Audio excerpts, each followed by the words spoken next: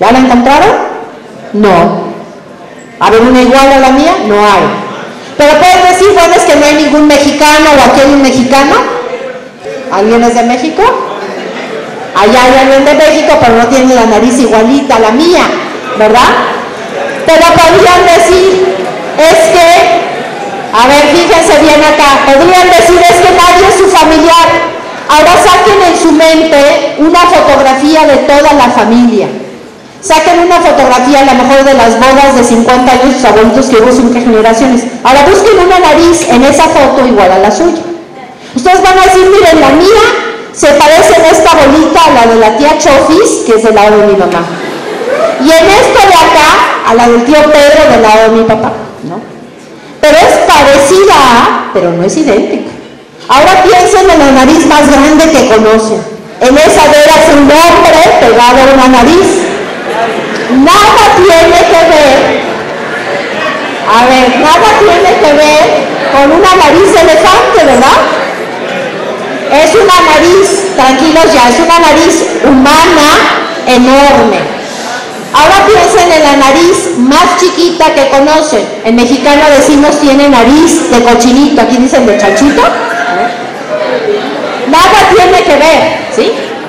A ver, vamos a resumir esta idea de la nariz. Entonces, fíjense, cada quien tiene su propia nariz, diferente a la del resto. La excepción son los gemelos monocigotos, mono no de simpáticos, sino mono de que provienen de un solo material genético. Pero al final, también ellos es diferente porque uno puede tener asma y le crece más y otro menos, uno le dio un balonazo de básquetbol y ya medio se le enchecó y al otro no. Al final de cuentas cada quien va a tener su propia nariz, ¿verdad? Entonces fíjense, la genética me hace ser de una especie. Si tengo 46 cromosomas, indudablemente soy ser humano o persona o individuo humano, pero ser único o irrepetible en esa especie. Si hiciéramos un experimento azteca y yo les arrancara su corazón a todos de la tercera fila, ¿no? Y los pusiéramos aquí, todos tienen un corazón humano, pero no hay ningún corazón igual a otro. Cada uno tiene eso. Esto es muy importante que nos acordemos. Todas nuestras células, la del ojo, la de la piel, la del dedo gordo, del pie, la del riñón, tienen los 46 cromosomas, nuestro material de herencia completo, y lo tienen prácticamente igual que el del día en que nos concibieron. Cuando hay una mutación, que a lo mejor ustedes ya estudiaron sobre las mutaciones en sus clases de biología o de ciencias de la salud, todo el tema de la genética es apasionante, aprovechar a estudiarlo a finales de la secundaria, ¿verdad? Y si no lo están estudiando, pues exigen a sus profesores que saben mucho que se los expliquen, ¿verdad? Y si no se los explican, pues vayan ustedes y estudien en los libros, porque ahí está la respuesta a lo que nos estamos planteando. Se sabe cuándo inicia yo. Entonces, todas nuestras células tienen los 46 cromosomas. La excepción, que es la que sigue, son los gametos o las células sexuales. Las células sexuales, la que sigue. Bueno, aquí les presento los cromosomas, ¿sí?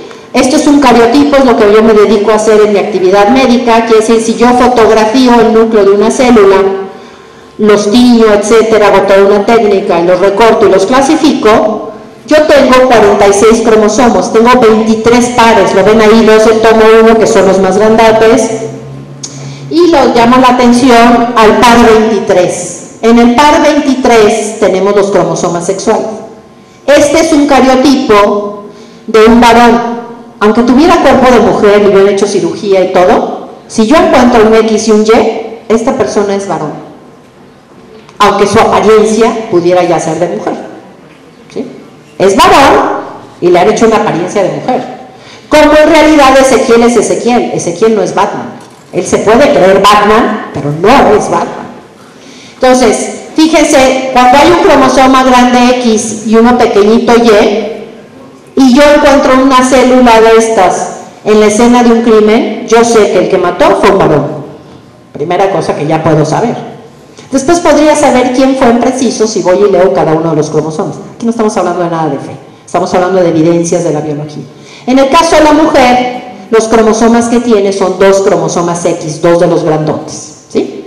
Entonces todas nuestras células tienen este cariotipo.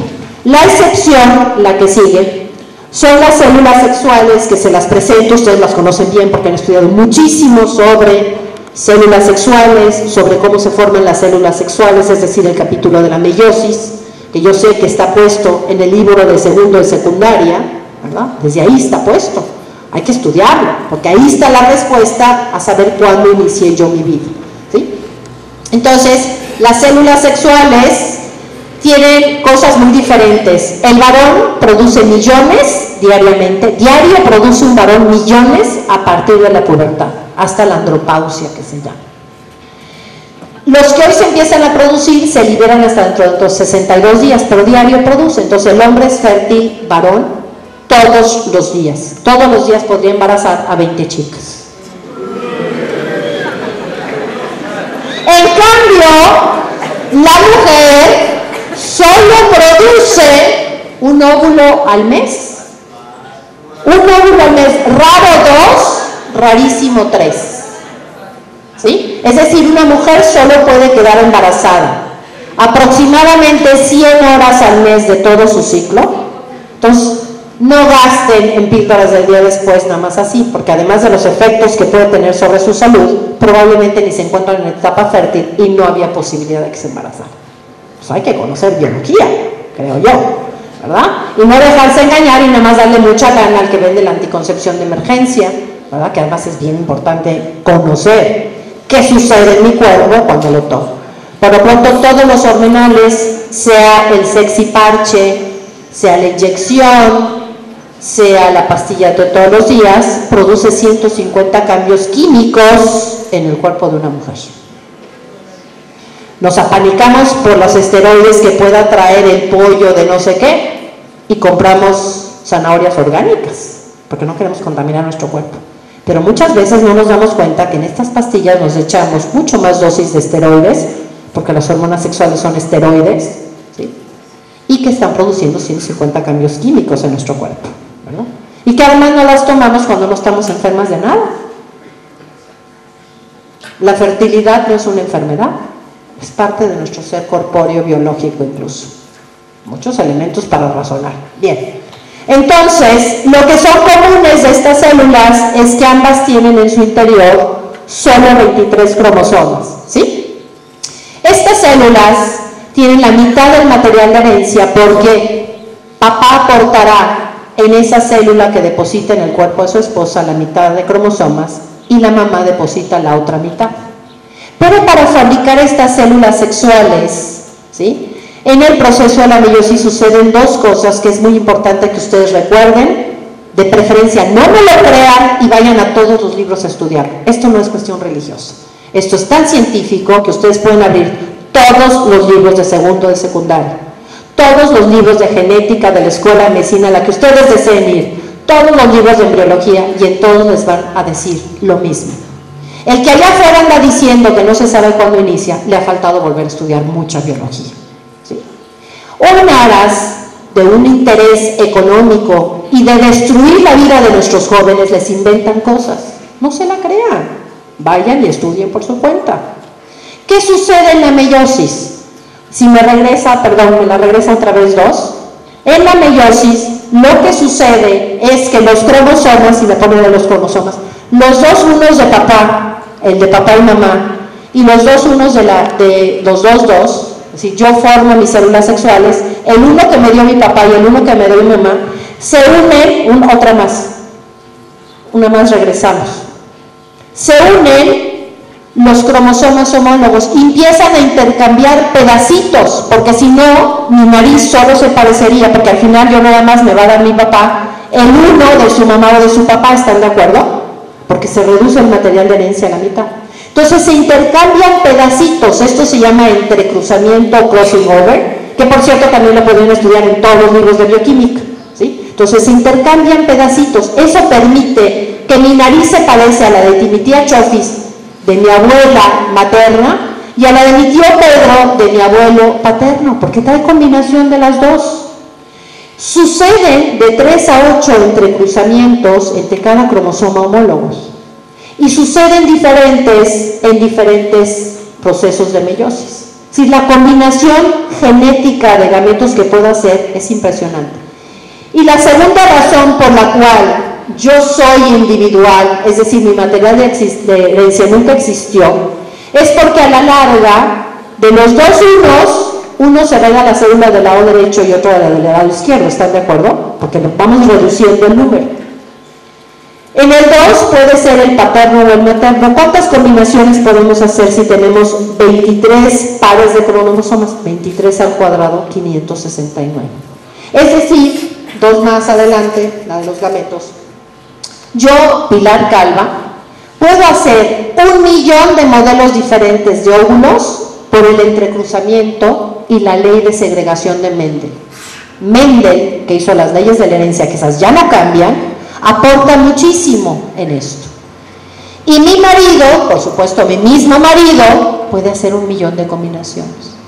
Y por eso, si llega este cromosoma en específico a este óvulo, nací yo y no nació un hermano mío. Pero fíjense lo que sucedió después de la relación sexual entre sus papás para seguirlos. Si quiere ponerme este video. ¿Se ve bien o le apagamos? Creo que sí.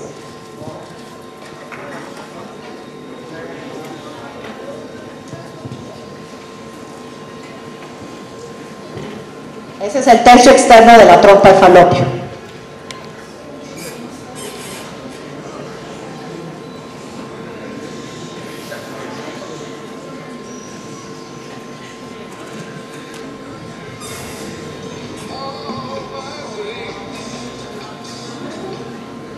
Muy bien, esta es cortesía de YouTube y lo pueden ver en Ser Detallistas. Y mis alumnos hacen cosas extraordinarias y me dan extraordinarios videos, ¿verdad? Entonces, ¿qué es lo que estamos viendo ahí, la que sigue? Es el momento de la concepción. El esposo deposita en el cuerpo de su esposa, en ese acto de inmenso amor, millones de espermatozoides. Cada eyaculación son aproximadamente unos 300 millones de espermatozoides.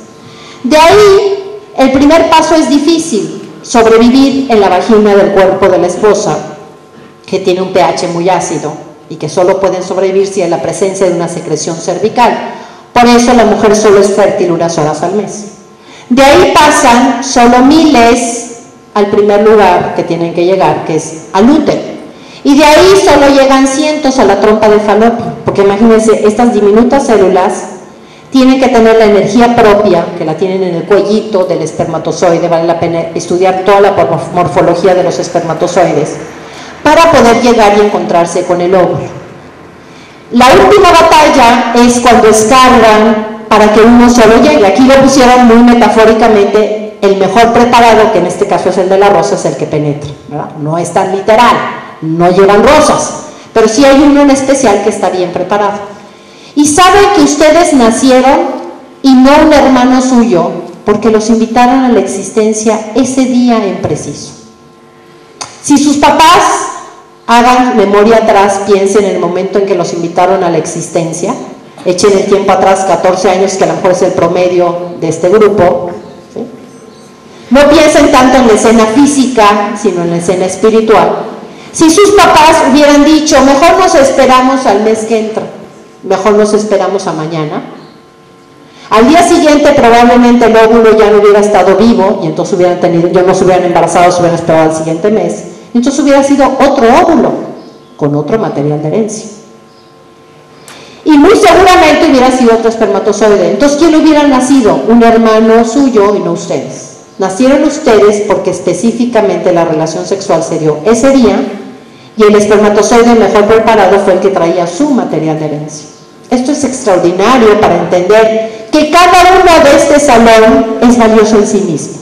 No vale por el cuerpo más o menos sexy que tenga. No vale por cuántos manosees o cuántos te manoseen. Ahí no está tu valor. Tu valor está en que eres único e irrepetible. Y una pieza única de Picasso, ¿a poco ustedes van al museo y dicen manoseen a muchos para que valga más? No te dejan ni acercarte porque suena la chicharra. ¿Cómo se llama chicharra? La alarma, ¿no? Fíjense bien, si ustedes por fin ya consiguen su Ferrari, que no es batimóvil, pero es un super Ferrari, ¿verdad? Ezequiel, ¿tú le prestarías a todo el mundo tu Ferrari?